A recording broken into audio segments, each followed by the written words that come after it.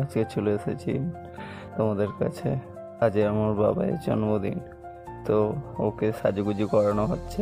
ও phone দাও দাও করছে, তো ওকে রেডি করিয়ে সব কিছু অ্যারেঞ্জ করে সব কিছু রেডি করে ওর মা তো খুব এক্সাইটেড, কারণ ওর মার কাছে, সব মা বাবার কাছে একটা ছেলে খুবই স্পেশাল হয়। তোমরা সবাই এটা বুঝবে যে একটা ছেলে বা মেয়ে তার মা বাবার কাছে কতটা স্পেশাল হয়। তো আমার বাবা এখন এই 3 বছর কমপ্লিট হলো, তো ওর এই 3 বছরের জন্মদিনে এটা আমরা বাড়িতে নেই, আমরা কলকাতাতে আছি। তো তাই ওর জন্মদিনের থেকে যতটা পেরেছি একটু ওকে হাসি খুশি বা আনন্দ দেওয়ার চেষ্টা করেছি, যাতে ও হ্যাপি থাকে আর আমরা সবাই খুশি হই। তো এখন দেখো ফুক দিচ্ছে কিন্তু জ্বলছেই না। তো অনেক কিছু আনন্দ করার পর তো ফার্স্ট টাইম ও কেক কাটা শুরু করেছে। তো কেক টেক কাটার পর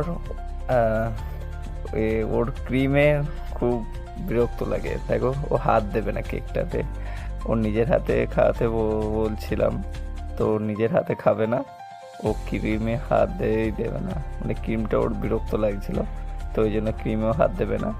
তো ওই জন্য ওর মা ওকে জোর করে একটু খাওয়ানোর চেষ্টা করেছিল।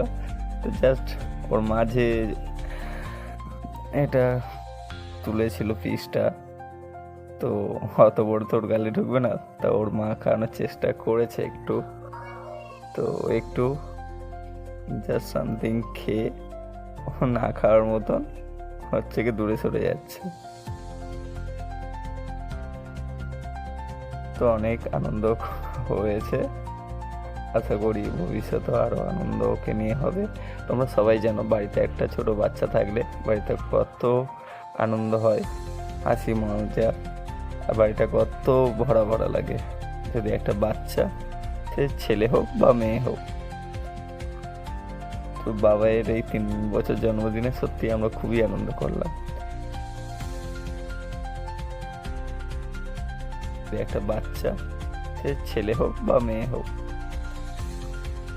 তো বাবার এই 3 বছর জন্মদিনে সত্যি আমরা খুবই আনন্দ করলাম।